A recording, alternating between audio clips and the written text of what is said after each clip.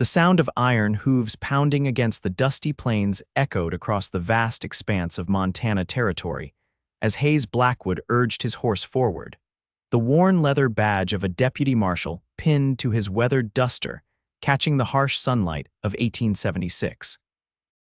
The wanted poster crumpled in his pocket carried the likeness of a woman who'd robbed 3 general stores across 2 counties, a desperate thief with a price on her head that would feed a man for months.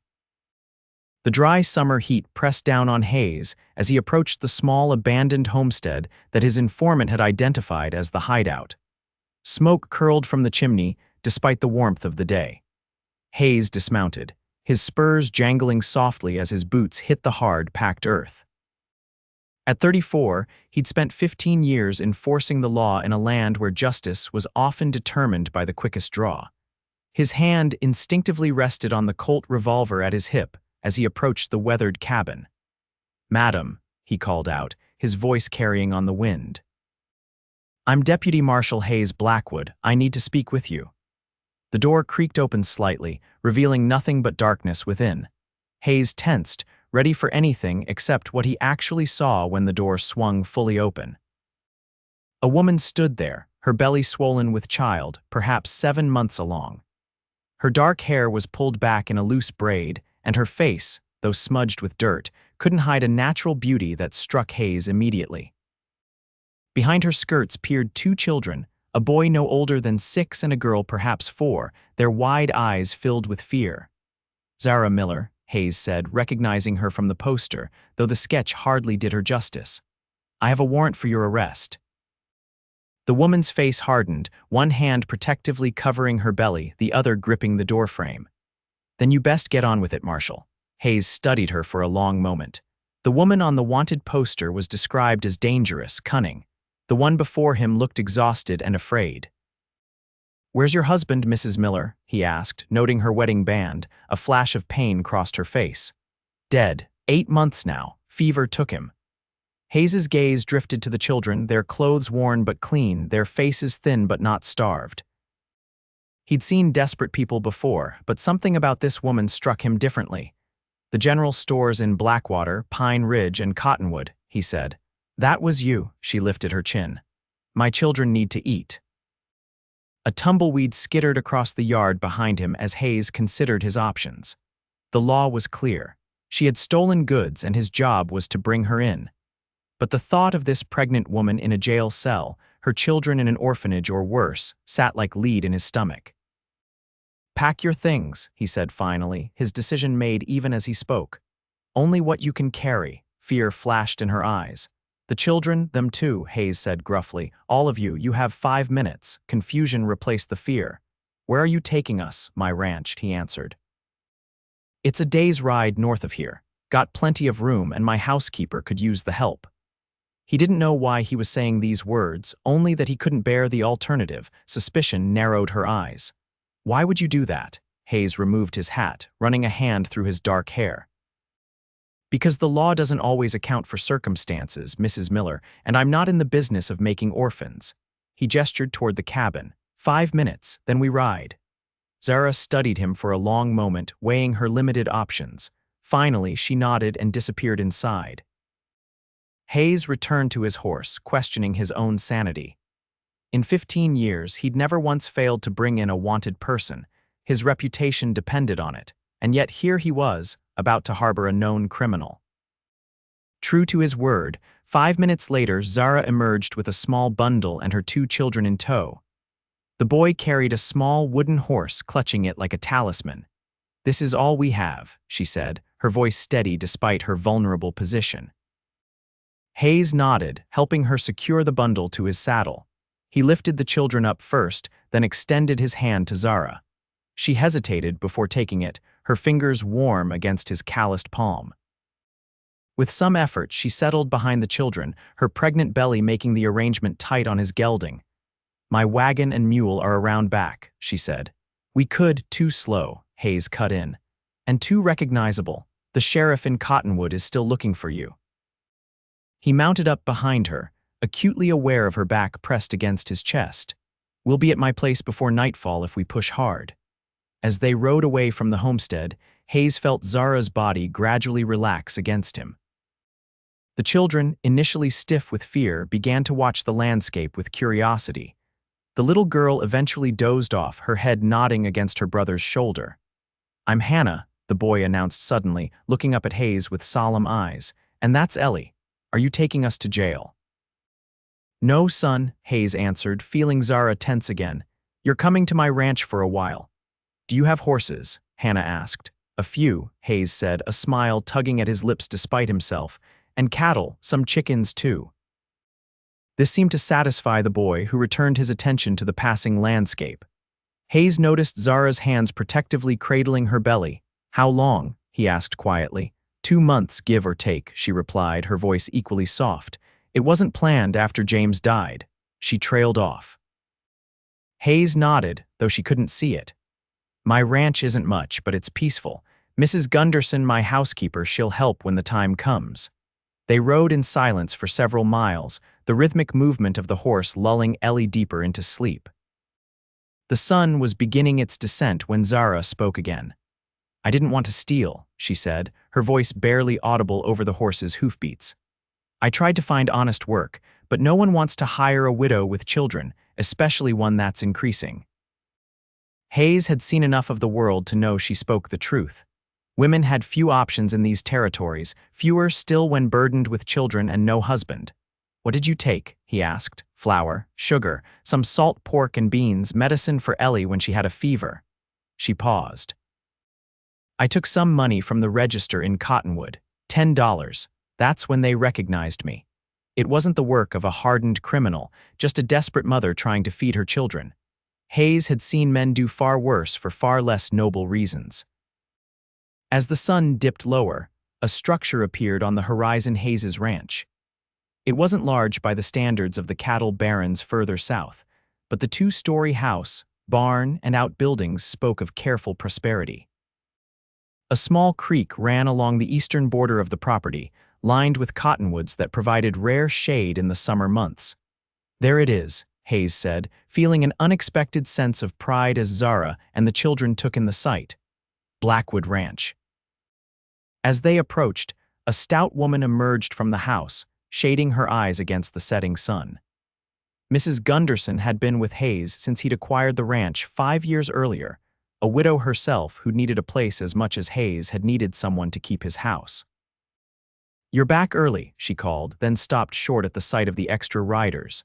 "And with company." Hayes dismounted first, helping the children down before offering his hand to Zara. She winced as her feet touched the ground, stiff from the long ride. "Mrs. Gunderson, this is Mrs. Miller and her children, Hannah and Ellie," Hayes said, deliberately omitting Zara's first name and any mention of the circumstances that had brought them together. "They'll be staying with us for a while." The housekeeper's eyebrows rose, but to her credit, she asked no questions. Instead, she focused on Zara's condition. "You look about ready to drop that baby, Mrs. Miller. Come inside and sit down before you fall down."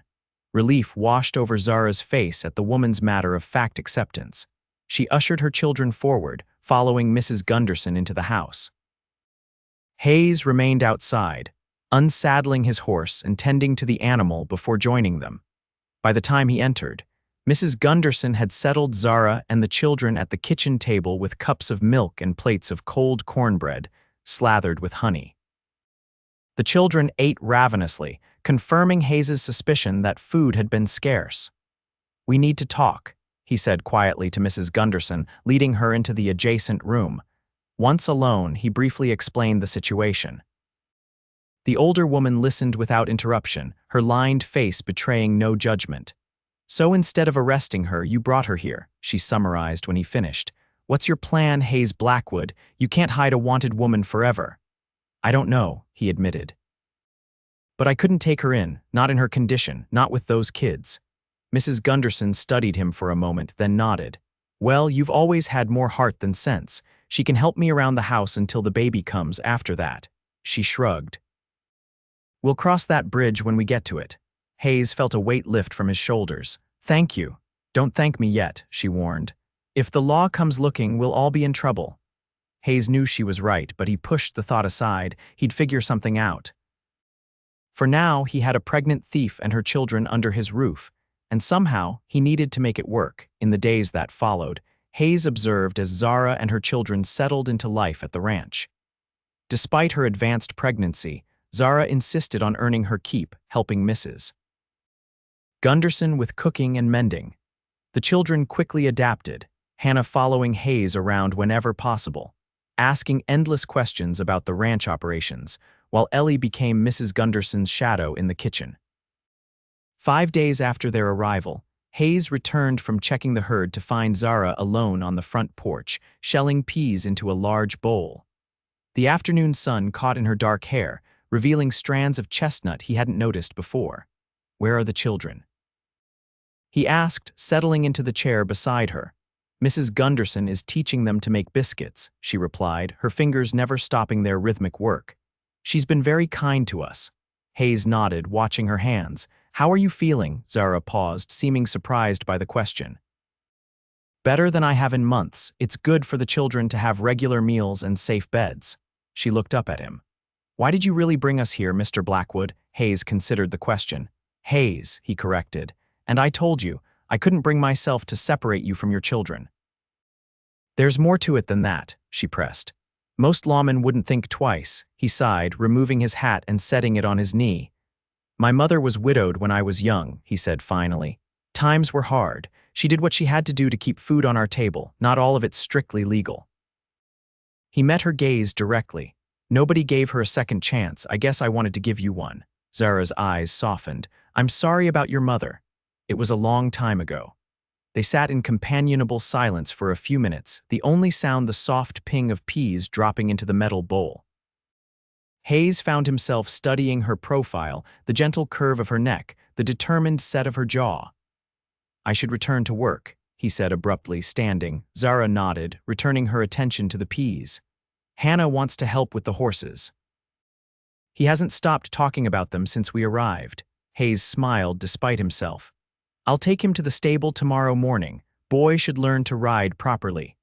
"Thank you," Zara said softly, and Hayes knew she meant for more than just the riding lessons. As the days stretched into weeks, a routine developed. Hayes would rise before dawn, check on the cattle with his 2 ranch hands, Miguel and Thomas, then return for breakfast.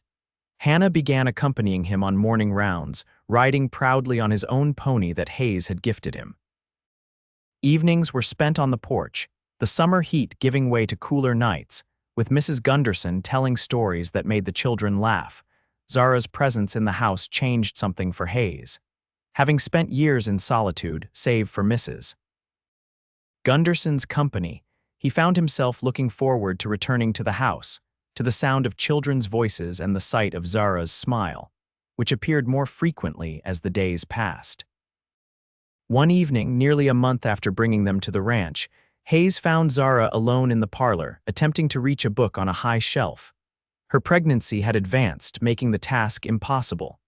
"Let me," he said, reaching past her to retrieve the volume. Their proximity sent an unexpected jolt through him, the scent of lavender from her hair momentarily distracting him. "Thank you," she said, taking the book but not immediately stepping away. "The children are asleep. Mrs. Gunderson, too," Hayes nodded, suddenly aware of the quietness of the house. "What are you reading?" She glanced down at the book. "Wordsworth, poetry. I haven't read anything beyond children's stories in so long." "You like poetry?" Hayes asked, genuinely curious. A small smile played at her lips. "I was a schoolteacher before I married James." "Literature was my favorite subject." The revelation surprised him. "I didn't know." "There's a lot you don't know about me," she said, her voice soft but not reproachful. Hayes gestured to the settee. "I'd like to learn if you're willing to tell me." Zara hesitated, then sat, arranging her skirts around her belly. Hayes took the chair opposite her, waiting as she gathered her thoughts.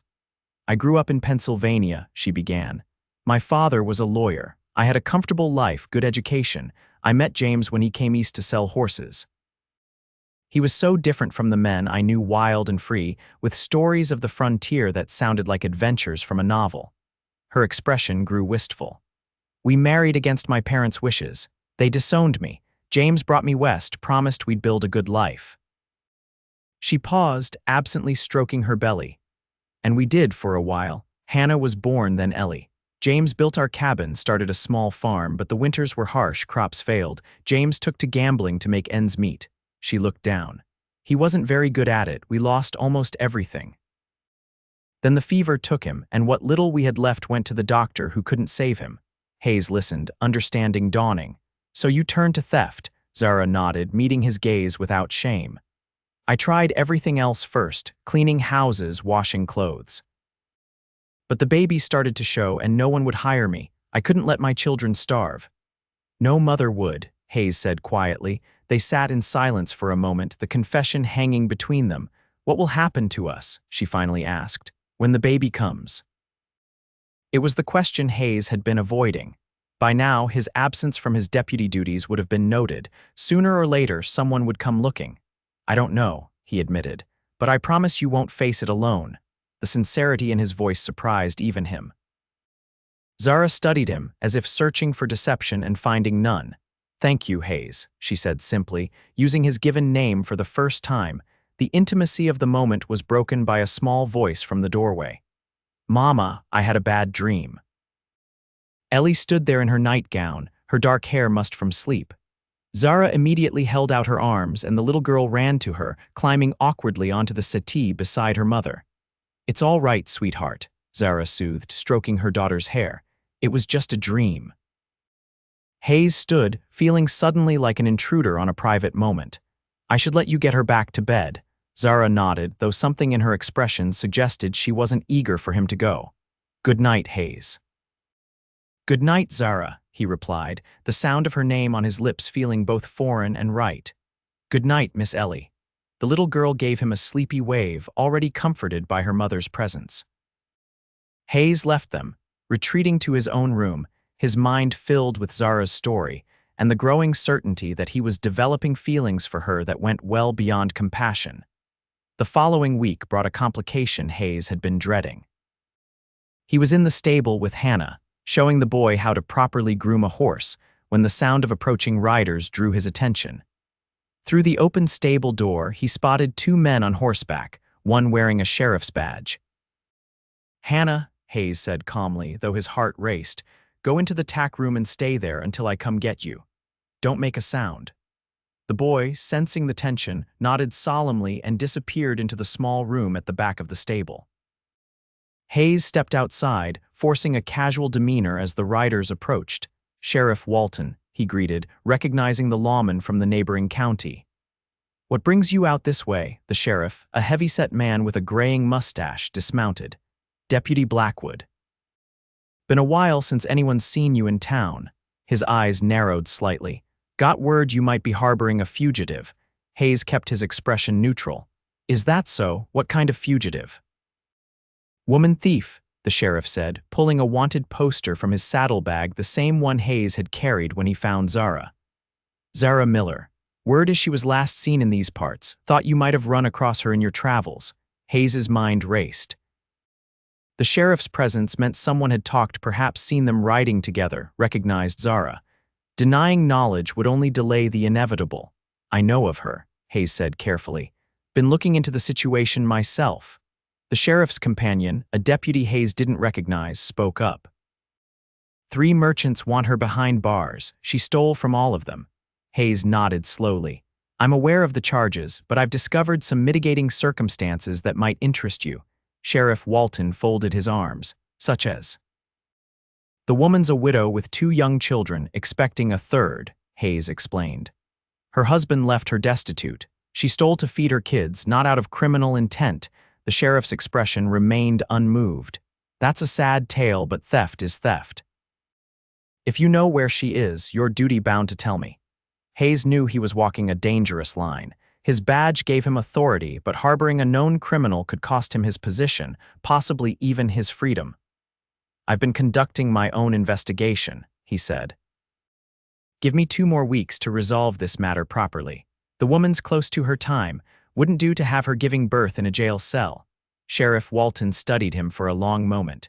You always were soft on women and children, Blackwood. 2 weeks. Then I expect to hear she's been brought to justice one way or another. His eyes narrowed. And if I find out you're obstructing justice, badge or no badge, I'll have you up on charges. Hayes nodded, relief washing through him at the temporary reprieve. Understood. The sheriff and his deputy remounted, the sheriff fixing Hayes with one last penetrating look before they rode away. Only when they were out of sight did Hayes return to the tack room to retrieve Hannah. Who were those men? The boy asked, his eyes wide. Just some fellows asking about cattle, Hayes lied, not wanting to frighten the child. Let's go find your mother. They found Zara in the garden with Mrs. Gunderson and Ellie, harvesting late summer vegetables. One look at Hayes's face told Zara something was wrong. Mrs. Gunderson, would you take the children inside for a drink? Hayes asked. I need to speak with Mrs. Miller. The housekeeper, sensing the gravity of the situation, quickly ushered the children toward the house. When they were alone, Hayes told Zara about the sheriff's visit. They know I'm here, she said, her face paling. We need to leave. I won't bring trouble to your door after all you've done. Hayes shook his head. You're not going anywhere, especially not in your condition. I bought us 2 weeks. By then, I'll figure something out. Zara's hand went to her belly, which had dropped noticeably in recent days.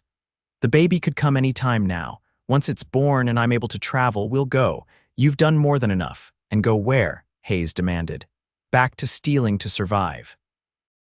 Until you're caught and your children are left truly orphaned, tears welled in Zara's eyes. What choice do I have? I'm a wanted woman. Hayes took her hands, surprising both of them with the gesture. I have some savings, enough to pay back what you took with interest. If the merchants drop the charges, why would you do that? Zara interrupted, her voice cracking. Why would you risk everything for someone you barely know? Hayes hadn't allowed himself to acknowledge the truth, even in the privacy of his own thoughts, but faced with the prospect of losing her, he could no longer deny it. Because in these few weeks, you and your children have become important to me, he said quietly. More important than I expected. The thought of you leaving. He trailed off, unsure how to express feelings he hadn't felt in years, if ever. Zara stared at him, her eyes searching his face. Hayes, whatever she might have said, was cut short by a sharp intake of breath, her hands flying to her belly. Oh, what is it? Hayes asked, alarmed. The baby, she gasped. I think it's coming. Hayes felt a moment of panic before his practical nature took over. Let's get you inside. Can you walk? Zara nodded, leaning heavily on his arm as another contraction seized her. Hayes helped her to the house, calling for Mrs. Gunderson as soon as they entered. The housekeeper took one look at Zara's face and immediately took charge. Get her to the bedroom. Hannah, fetch the clean linens from the press. Ellie, stay with me. Hayes helped Zara to the guest room she'd been using, easing her onto the bed as another contraction hit. Her face contorted with pain, but she made no sound. I'll get the doctor, Hayes said, turning to leave. No time, Mrs. Gunderson countered, already rolling up her sleeves. This baby's coming fast. I've delivered plenty in my time. You take the children to the parlor and keep them occupied. Hayes hesitated, reluctant to leave Zara, but Mrs. Gunderson's stern look brooked no argument. He squeezed Zara's hand once before departing, gathering the children and leading them away from the sounds of their mother's labor. The next few hours were among the longest of Hayes's life. He tried to distract Hannah and Ellie with stories and games, but his mind remained fixed on the room down the hall, where Zara fought to bring new life into the world. As the sky darkened outside, the children grew restless and worried. Is Mama going to be all right? Hannah asked, his young face serious. Your Mama is strong, Hayes assured him, praying he spoke the truth. Mrs. Gunderson knows what she's doing. Finally, as the grandfather clock in the hall struck 9, a new sound echoed through the house, the cry of a newborn. Hayes felt his heart leap, and the children's heads snapped up at the sound. Is that the baby? Ellie asked, her eyes wide. I believe it is, Hayes replied, a smile breaking across his face. They waited impatiently until Mrs. Gunderson appeared in the doorway, her apron stained but her face triumphant. A healthy boy, she announced, and your mother's doing just fine. She's asking for you too. The children scrambled off the sofa, rushing past Mrs. Gunderson toward their mother's room. Hayes followed more slowly, suddenly uncertain of his place in this intimate family moment. Mrs. Gunderson seemed to read his thoughts. She asked for you too, she said, her voice gentler than usual. Go on. Hayes entered the bedroom to find Zara propped up against the pillows, her face exhausted but radiant. A small bundle wrapped in white linen rested in her arms, with Hannah and Ellie pressed close on either side, peering at their new brother with wonder. Hayes, Zara said softly, looking up at him. Come meet the newest member of our family. The word family sent a strange warmth through Hayes's chest as he approached the bed. Zara carefully turned the bundle so he could see the tiny face nestled within pink and wrinkled, with a shock of dark hair. He's perfect, Hayes said, genuinely awed by the tiny life before him. We're going to call him James after Papa, Hannah announced proudly. Zara's eyes met Hayes's over the children's heads. James Hayes Miller, she corrected gently, if that's all right with you. Hayes felt something tighten in his throat at the unexpected honor. I'd be proud, he managed. The moment was interrupted by the sound of the baby's hungry cry. Mrs. Gunderson promptly shooed Hayes and the children from the room so Zara could nurse in privacy. As they left, Hayes found himself filled with a fierce determination. Somehow, he had to find a way to keep this family safe and with him.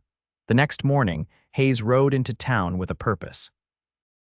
His first stop was the telegraph office, where he sent messages to each of the merchants Zara had stolen from, requesting meetings. Next, he visited the bank, withdrawing a significant portion of his savings. By midday, he was on the road to Cottonwood, the first of the 3 towns where Zara had committed her thefts. Mr. Peterson, the owner of Peterson's General Store, was initially reluctant to meet with Hayes, but the promise of restitution quickly changed his mind.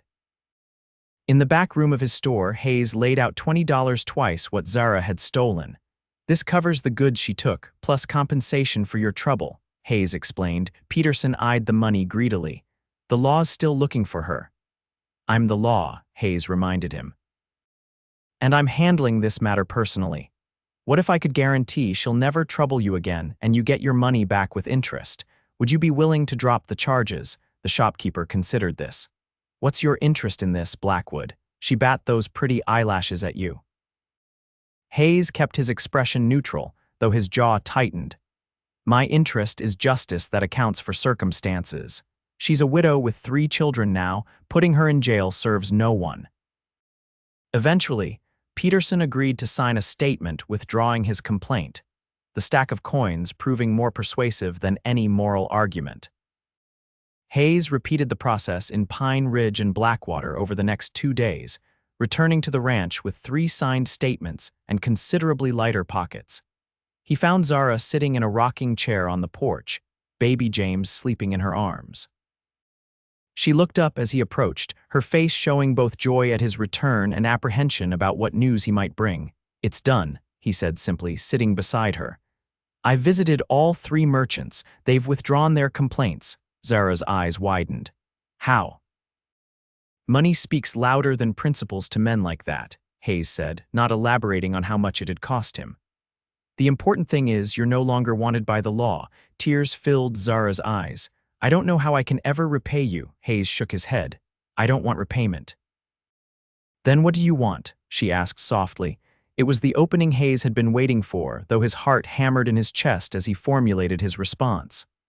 I want you to stay, he said finally. Not as a fugitive I'm harboring, but as… He paused, gathering his courage. As my wife, if you'll have me. Zara stared at him, clearly stunned by the proposal. Hayes, you don't have to marry me out of obligation. Obligation has nothing to do with it, he assured her, reaching out to gently touch the sleeping baby's head. These past weeks, watching you with your children, seeing your strength and grace even in difficult circumstances, I've come to care for you, Zara, deeply.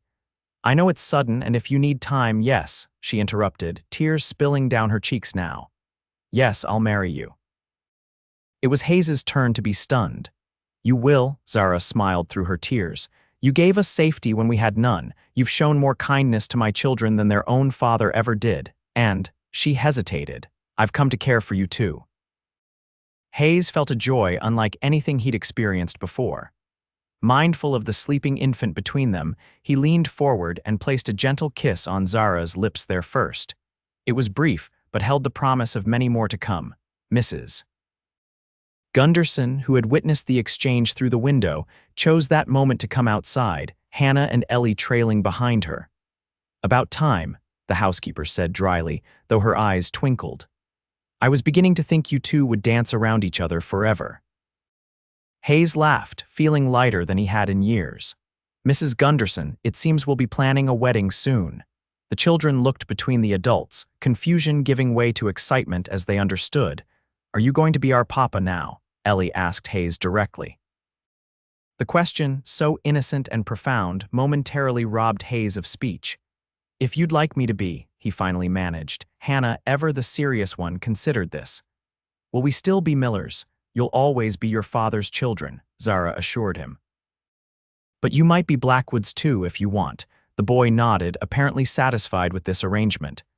"I like it here," he declared. "We should stay." 2 weeks later, Hayes and Zara were married in the small church in town with Mrs. Gunderson, the children, and Hayes's ranch hands as witnesses. The ceremony was simple but meaningful.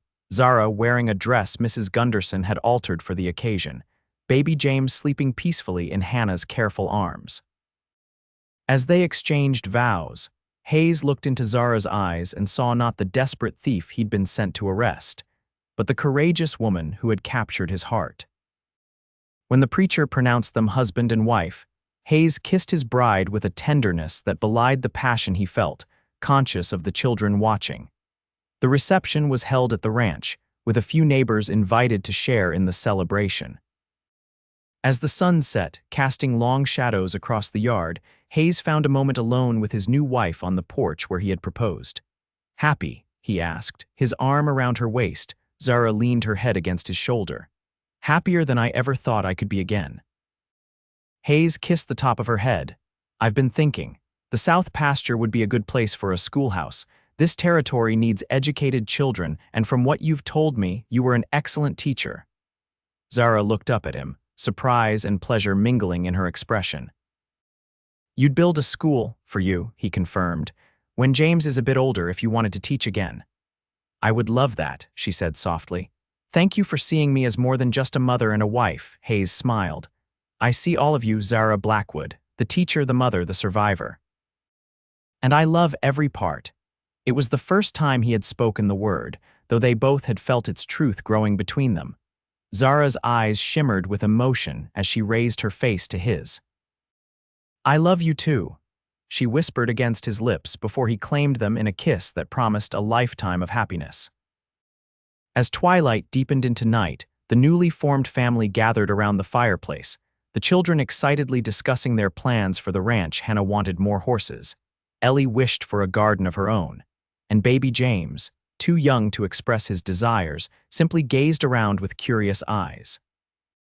Hayes watched them, his heart full. A month ago, he had set out to arrest a thief and found instead a family he never knew he wanted. The badge he had worn so proudly for 15 years now lay in a drawer, retired in favor of a simpler title, husband and father. It was, he reflected as Zara's hand found his in the firelight, the most rewarding position he had ever held. In the years that followed, the Blackwood Ranch prospered under Hayes and Zara's care. The small schoolhouse Hayes built became a gathering place for children from neighboring farms and ranches, with Zara gaining reputation as a fair but demanding teacher. Hannah grew into a fine young man with a natural talent for ranching, while Ellie showed her mother's intellect and love of books.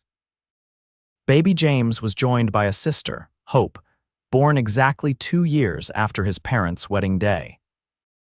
And sometimes, on quiet evenings when the children were asleep, and they sat together on the porch watching the stars, Hayes would remind Zara of their unusual beginning, how he had been sent to arrest a pregnant thief, but instead found the love of his life. She would laugh and tell him it was the best mistake he ever made. Hayes, holding her close, would always agree, for in the vast, untamed landscape of the Montana Territory, where law and justice didn't always align, Hayes Blackwood had followed his heart instead of his orders. In doing so, he discovered that sometimes the greatest treasures are found not in following the letter of the law, but in answering the call of compassion and love.